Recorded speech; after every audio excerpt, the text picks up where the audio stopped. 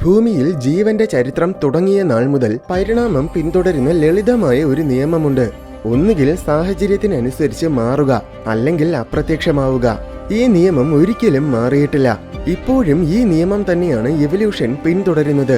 പക്ഷേ സകലത്തിനെയും വെല്ലുവിളിച്ചുകൊണ്ട് ഏതാനും ചില നൂറ്റാണ്ടുകൾക്കുള്ളിൽ ഒരു ജീവിവർഗം ലോകത്തിനെ തന്നെ അടിമുടി രൂപാന്തരപ്പെടുത്തി. അത് നമ്മൾ തന്നെയാണ്.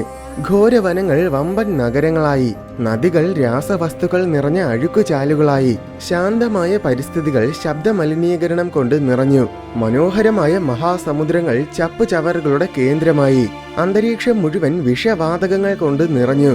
അങ്ങനെ മറ്റു ജീവികൾക്ക് തിരിച്ചറിയാൻ പോലും പറ്റാത്ത വിധത്തിൽ സകല ആവാസ വ്യവസ്ഥകളെയും മനുഷ്യൻ മാറ്റിമറിച്ചു. അതിനനുസരിച്ച് മാറാൻ എല്ലാ ജീവികൾക്കും സാധിക്കുന്നില്ല. അനന്തരഫലമായി ജീവജാല വർഗങ്ങളെല്ലാം നശിച്ചുകൊണ്ടിരിക്കുകയാണ്. നൂറുകണക്കിന് ജീവജാല വർഗങ്ങൾക്കാണ് ഓരോ ദിവസവും വംശനാശം സംഭവിച്ചുകൊണ്ടിരിക്കുന്നത്. ഭൂമിയുടെ ചരിത്രത്തിൽ പല തവണ മഹാവംശനാശങ്ങൾ സംഭവിച്ചിട്ടുണ്ട്. പക്ഷെ അതിനേക്കാളുമൊക്കെ പല മടങ്ങ് വേഗത്തിലാണ് ഇന്ന് ജീവജാല വർഗങ്ങൾക്ക് വംശനാശം സംഭവിക്കുന്നത്. ഇത്രയും ഭീകരമായ അവസ്ഥയിലും തോറ്റുപോകാൻ പരിണാമം തയ്യാറല്ല. എങ്ങനെയെങ്കിലും മനുഷ്യന്റെ ലോകത്തിൽ അതിജീവിക്കാൻ പരിണാമം പുതിയ വഴികൾ തേടുകയാണ്. അത് കാരണം ചില ജീവികൾ ബുദ്ധി കൂടിയവയായി മാറുന്നു, ചിലത് പല മടങ്ങ് വലിപ്പം വയ്ക്കുന്നു, ചിലത് പുതിയ പ്രതിരോധ മാർഗങ്ങൾ വികസിപ്പിക്കുന്നു. മറ്റു ചിലതാണെങ്കിൽ നമ്മൾ ഒരിക്കലും പ്രതീക്ഷിക്കാത്ത വിധത്തിൽ വളരെ വിചിത്രമായി മാറിക്കൊണ്ടിരിക്കുന്നു. അതെങ്ങനെയാണെന്നും ഏതൊക്കെ ജീവികൾക്കാണ് ഇങ്ങനെ രൂപാന്തരം സംഭവിക്കുന്നതെന്നും നമുക്ക് നോക്കാം.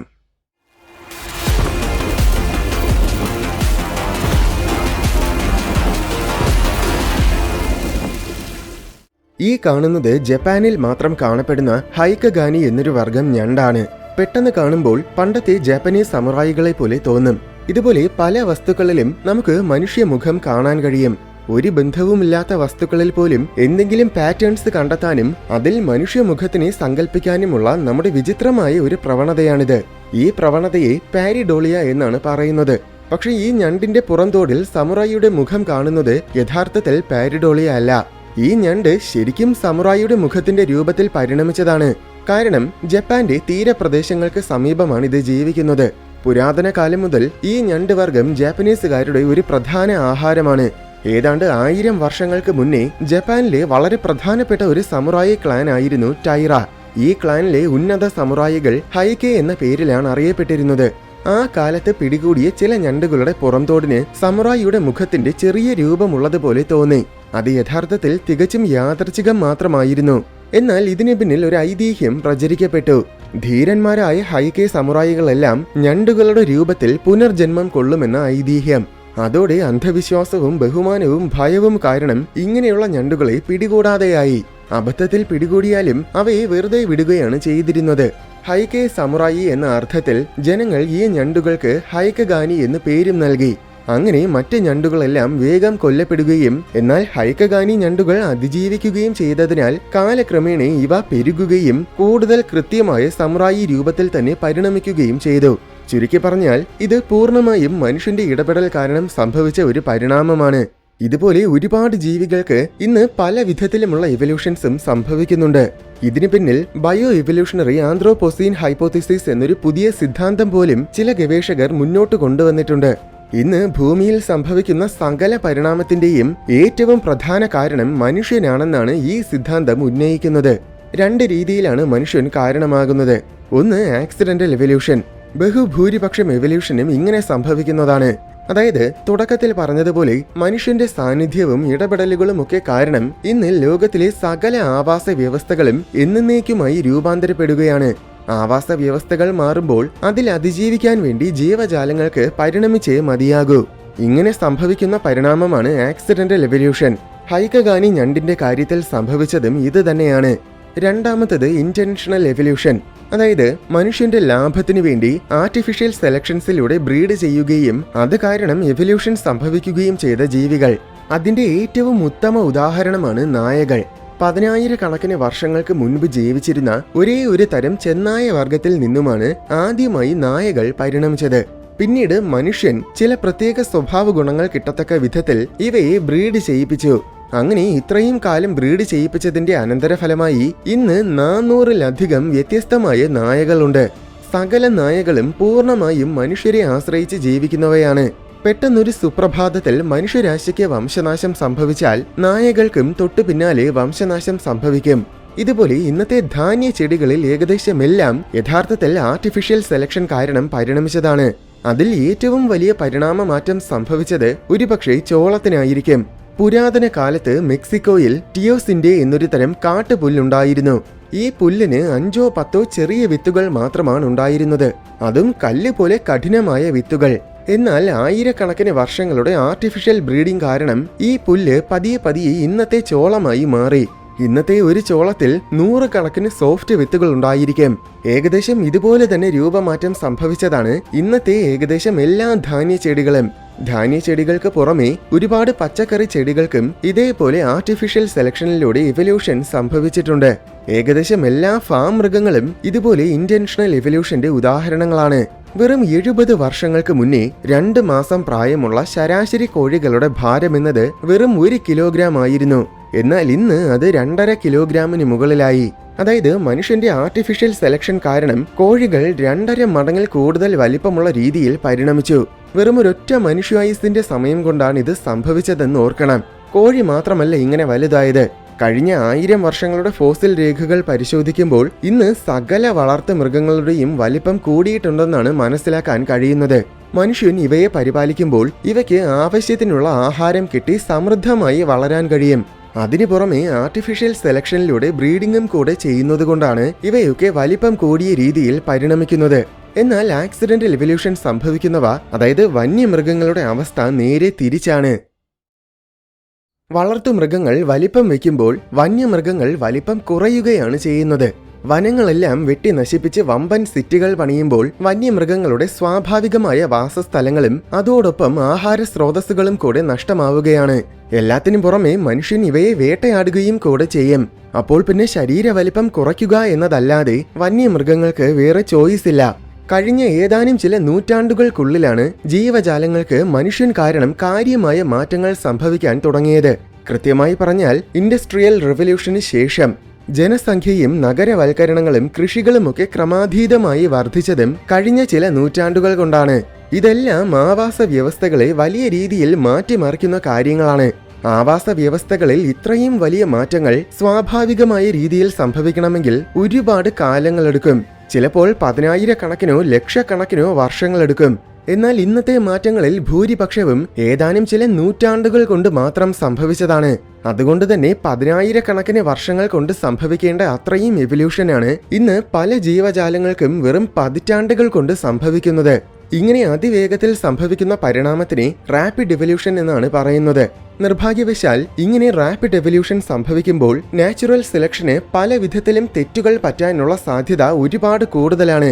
അത് പല ജീവികളിലും നമുക്കിന്ന് കാണാനും സാധിക്കും. ഉദാഹരണത്തിന് സാൽമൺ പോലെയുള്ള ചില മീൻ വർഗ്ഗങ്ങൾക്ക് സാധാരണഗതിയിൽ വലിപ്പം കൂടുന്നതാണ് നല്ലത്.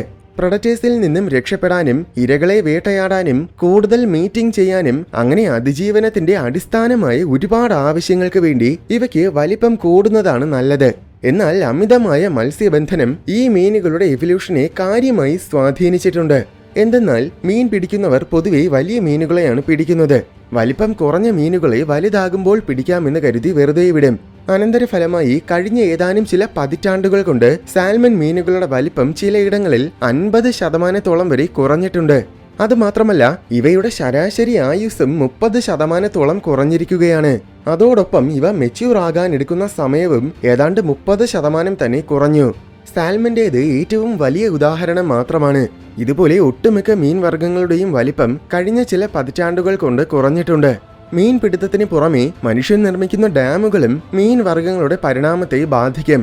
എന്തെന്നാൽ ഡാമുകൾ ജലത്തിന്റെ താപനിലയും ജലമൊഴുകുന്ന വേഗതയും ഒക്കെ അടിമുടി മാറ്റും. അപ്പോൾ അതിനനുസരിച്ച് മീൻ വർഗ്ഗങ്ങളും ഇവോൾവ് ആകേണ്ടി വരും. മീനുകൾക്ക് മാത്രമല്ല കരയിലെ ഏറ്റവും വലിയ ജീവിക്കും മനുഷ്യൻ കാരണം എവല്യൂഷൻ സംഭവിക്കുന്നുണ്ട്. ആഫ്രിക്കൻ രാജ്യമായ മൊസാംബിക്കിലെ ഗൊറോങ്കോസ നാഷണൽ പാർക്കിൽ ഗൊറോങ്കോസ എലഫന്റ് എന്നൊരു തരം ആനകളുണ്ട്. ഈ വർഗത്തിലെ ഫീമെയിൽ ആനകൾക്ക് കൊമ്പുകളില്ല. പണ്ട് ഇത്തരം ആനകൾ വളരെ വളരെ റെയർ ആയിരുന്നു. വെറും 10% ഫീമെയിൽ ഗൊറോങ്കോസ ആനകൾ മാത്രമേ ഇങ്ങനെ കൊമ്പുകളില്ലാത്ത രീതിയിൽ പരിണമിച്ചിട്ടുണ്ടായിരുന്നുള്ളൂ. എന്നാൽ മൊസാംബിക്കിൽ 1970-കളിൽ നടന്ന ആഭ്യന്തര യുദ്ധങ്ങൾക്കിടയിൽ ആയുധങ്ങൾ വാങ്ങാനുള്ള കാശ് കണ്ടെത്താൻ അവർ ഈ നാഷണൽ പാർക്കിലെ 90% കൂടുതൽ ആനകളെയും കൊന്നു. എന്നിട്ട് അവയുടെ കൊമ്പുകളൊക്കെ മുറിച്ച് വിറ്റ് കാശാക്കി. പിന്നെ അവശേഷിച്ചത് കൊമ്പുകളില്ലാത്ത ഫീമെയിൽ ഗൊറങ്കോസ എലഫൻസ് ആയിരുന്നു. അവ പിന്നീട് നാഷണൽ പാർക്ക് മുഴുവൻ പെറ്റുപെരുകി. അങ്ങനെ ഇന്ന് ഈ നാഷണൽ പാർക്കിലെ ഫീമെയിൽ ഗൊറങ്കോസ എലഫൻസ് എല്ലാം കൊമ്പുകളില്ലാത്ത ആനകളായി പരിണമിച്ചു. മറ്റ് ജീവികളിലും ഇതുപോലത്തെ പരിണാമം കണ്ടിട്ടുണ്ട്. ഉദാഹരണത്തിന് ബിഗ് ഹോൺ ഷേപ്പ്. പേരുപോലെ തന്നെ ഇത്തരം ചെമ്മരിയാടുകൾക്ക് വളരെ വലിയ കൊമ്പുകളുണ്ട്. ഈ വലിയ കൊമ്പുകൾ കാരണം വേട്ടക്കാര് ഇവയെ നിരന്തരം വേട്ടയാടുമായിരുന്നു. ഏറ്റവും വലിയ കൊമ്പുകൾ ഉള്ളവയെ തിരഞ്ഞു പിടിച്ചാണ് വേട്ടയാടിയിരുന്നത്. കൂടുതൽ വലിപ്പമുള്ള ആടിനെ കൊന്നാൽ വേട്ടക്കാർക്ക് കൂടുതൽ വലിയ ട്രോഫി കിട്ടുന്നത് പോലെയാണ്. ഇങ്ങനെ ഏറ്റവും വലിയ കൊമ്പുകളുള്ള ബിഗ് ഹോൺ ഷീപ്സ് എല്ലാം പതിയെ നശിക്കാൻ തുടങ്ങി. അനന്തരഫലമായി കഴിഞ്ഞ 40 വർഷങ്ങൾ കൊണ്ട് ബിഗ് ഹോൺ ഷീപ്സിന്റെ കൊമ്പുകൾ 25% വരെ ചെറുതായി. മറ്റൊരു ഉദാഹരണമാണ് അനോലിസ് പല്ലേ. പോർട്ടോറിക്കോയിലും അതിനു സമീപമുള്ള മറ്റു ചില ദ്വീപുകളിലും മാത്രം കാണപ്പെടുന്ന അപൂർവമായ ഒരു തരം പല്ലിവർഗമാണിത്. മറ്റ് ദ്വീപുകളിലൊക്കെ ഇത് വനങ്ങളിലാണ് ജീവിക്കുന്നത്. ആ രീതിയിലാണ് ഇവ പരിണമിച്ചിരിക്കുന്നത്. എന്നാൽ പോർട്ടോറിക്കോയിൽ നിരവധി വമ്പൻ സിറ്റികളുണ്ട്. അതിനാൽ പോർട്ടോറിക്കോയിലുള്ള അനോലിസ് പല്ലികൾ ഇപ്പോൾ സിറ്റിയിൽ അതിജീവിക്കാൻ പറ്റുന്ന രീതിയിലാണ് പരിണമിച്ചിരിക്കുന്നത്. കോൺക്രീറ്റിലൂടെ വളരെ വേഗത്തിൽ ഓടാൻ തക്ക വിധത്തിൽ കൂടുതൽ നീളമുള്ള കൈകാലുകൾ പരിണമിച്ചിട്ടുണ്ട്. ഗ്ലാസ് പോലെയുള്ള വളരെ സ്മൂത്തായ ഉപരിതലങ്ങളിൽ പറ്റിപ്പിടിച്ചിരിക്കാൻ വളരെ സങ്കീർണമായ സ്കിന്നും പരിണമിച്ചിട്ടുണ്ട്. സിറ്റികളിലെ തീവ്രമായ ചൂടിനെ പ്രതിരോധിക്കാനും ഇവയ്ക്ക് കഴിയും. ഇതൊന്നും സമീപമുള്ള മറ്റു ദ്വീപുകളിലെ അനോലിസ് പല്ലികൾക്ക് കഴിയില്ല. ഇതിന് സമാനമായ മറ്റൊരു ഉദാഹരണമാണ് റെഡ് ഫോക്സുകൾ. UK-യിലെ നഗരങ്ങൾക്ക് സമീപം ജീവിക്കുന്ന ചുവന്ന കുറുനരികൾ ഇപ്പോൾ നായകളെ പോലെ തോന്നിപ്പിക്കുന്ന രീതിയിൽ പരിണമിക്കാൻ തുടങ്ങിയിരിക്കുന്നു. മൊത്തം ശരീരഘടനയ്ക്കും നായകളെ അനുസ്മരിപ്പിക്കും വിധത്തിൽ ചെറിയ രീതിയിൽ രൂപമാറ്റങ്ങൾ വന്നിട്ടുണ്ട്.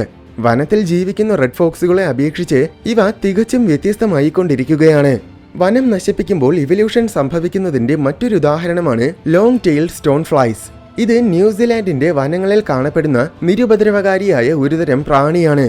പക്ഷേ വനത്തിലെ നിരവധി പക്ഷികളുടെ പ്രധാന ഇരകളാണിവ. അത് കാരണം ഇതിൽ ചിലത് ആസ്ട്രോപെർള സ്റ്റോൺ ഫ്ലൈയുടെ രൂപത്തിൽ പരിണമിച്ചിട്ടുണ്ട്. ആസ്ട്രോപെർള യഥാർത്ഥത്തിൽ വളരെ മാരക വിഷമുള്ള ഒരുതരം പ്രാണിയാണ്. അതിനാൽ ഈ രൂപത്തിൽ പരിണമിച്ച ലോങ് ടെയിൽഡ് സ്റ്റോൺ ഫ്ലൈസിനെ കാണുമ്പോൾ ഭയന്നിട്ട് പക്ഷികൾ പിടിക്കാറില്ല. അങ്ങനെ ഈ മിമിക്രി ലോങ് ടെയിൽഡ് സ്റ്റോൺ ഫ്ലൈസിനെ വനത്തിൽ അതിജീവിക്കാൻ സഹായിച്ചു. എന്നാൽ ഈ വനങ്ങളൊക്കെ വെട്ടി നശിപ്പിച്ചപ്പോൾ പക്ഷികളുടെ എണ്ണം തീരെ കുറഞ്ഞു. അങ്ങനെ പ്രഡറ്റേഴ്സ് ഇല്ലാതായതോടെ ലോങ് ടെയിൽഡ് സ്റ്റോൺ ഫ്ലൈസിന് പിന്നെ മിമിക്രിയുടെ ആവശ്യവും ഇല്ലാതെയായി. അനന്തരഫലമായി പിന്നീട് ഇവ നോർമലായിട്ട് തന്നെ പരിണമിച്ചു. ഇങ്ങനെയുള്ള രൂപമാറ്റങ്ങൾക്ക് പുറമെ ചില ജീവികളുടെ സ്വഭാവങ്ങളിലും സംസ്കാരങ്ങളിലും വരെ മനുഷ്യൻ കാരണം മാറ്റങ്ങൾ വന്നിട്ടുണ്ട്. ഉദാഹരണത്തിന് ചിമ്പാൻസികൾ ആഹാരം തേടി പോകുന്നത് സാധാരണഗതിയിൽ പകൽ സമയത്താണ്. എന്നാൽ ചില സ്ഥലങ്ങളിലെ ചിമ്പാൻസി വർഗ്ഗങ്ങൾ മനുഷ്യരുടെ കണ്ണിൽ പെടാതിരിക്കാൻ ഇപ്പോൾ രാത്രിയിലാണ് ആഹാരം തേടി ഇറങ്ങുന്നത്. മറ്റൊരു ഉദാഹരണമാണ് ഹവായിയൻ ചീവീട്. ചീവീടുകളുടെ ശബ്ദം എത്രത്തോളം വലുതാണെന്ന് നമുക്കറിയാം. എന്നാൽ 20-ാം നൂറ്റാണ്ടിന്റെ തുടക്കത്തിൽ ഓർമിയ എന്ന ചെറിയൊരു തരം പ്രാണി മനുഷ്യൻ കാരണം ഹവായിയിലെത്തി. ഇത് യഥാർത്ഥത്തിൽ പാരസിറ്റിക് ആയ പ്രാണിയാണ്. ഇത് ചീവീടുകളെ തേടി കണ്ടെത്തുകയും ചീവീടിന്റെ ദേഹത്ത് മുട്ടയിടുകയും ചെയ്യും. ഈ മുട്ടകൾ വിരിഞ്ഞ് പുറത്തു വരുന്ന ലാർവകൾ ചീവീടിന്റെ ശരീരത്തിനുള്ളിൽ പ്രവേശിക്കും. എന്നിട്ട് ചീവീടിനെ ഉള്ളിൽ നിന്ന് തിന്നു തീർക്കും. അങ്ങനെ മാരകമായ ഒരു പാരസൈറ്റാണിത്. ചീവീടുകൾ ഉറക്കെ വിളിക്കുന്നത് കേട്ടിട്ടാണ് ഈ പാരസൈറ്റ് ചീവീടുകളെ കണ്ടെത്തുന്നത്. ഇതിൽ നിന്നും രക്ഷപ്പെടാൻ ഇപ്പോൾ ഹവായിയൻ ചീവീടുകൾ തൊണ്ട കീറി വിളിക്കുന്ന പരിപാടി നിർത്തി. പകരം പാരസൈറ്റുകൾക്ക് ഡിറ്റക്ട് ചെയ്യാൻ പറ്റാത്ത രീതിയിൽ വളരെ കുറഞ്ഞ ശബ്ദത്തിലാണ് വിളിക്കുന്നത്. ഈ പറഞ്ഞതെല്ലാം പ്രധാനപ്പെട്ട ഏതാനും ചില ഉദാഹരണങ്ങൾ മാത്രമാണ്. ഇതുപോലെ ഒരുപാട് ജീവികൾക്ക് ഇന്ന് മനുഷ്യൻ കാരണം ഇവല്യൂഷൻ സംഭവിക്കുന്നുണ്ട്. പരിണാമത്തിന്റെ നിയമങ്ങൾ അന്നും ഇന്നും എല്ലായ്പ്പോഴും ഒന്ന് തന്നെയാണ്. മാറുന്ന പരിസ്ഥിതിക്ക് അനുസരിച്ച് മാറുക, അങ്ങനെ മാറാത്തത് നശിക്കുക. പക്ഷെ ഇപ്പോൾ പരിസ്ഥിതികളെ തന്നെ നിയന്ത്രിക്കുന്നത് നമ്മളാണ്. അതുകൊണ്ട് തന്നെ വരും കാലത്തെ ജീവൻ നിലനിൽക്കുന്നത് പ്രകൃതിയുടെ കരുത്തിലല്ല, മറിച്ച് മനുഷ്യന്റെ കരുണയിലാണ്. എന്നാൽ ഇന്നത്തെ കാലത്ത് മനുഷ്യനും കരുണയും തമ്മിൽ യാതൊരു ബന്ധവുമില്ലാത്തതിനാൽ ഈ പരിണാമം എവിടെ ചെന്ന് അവസാനിക്കുമെന്ന് കാത്തിരുന്നു തന്നെ കാണാം.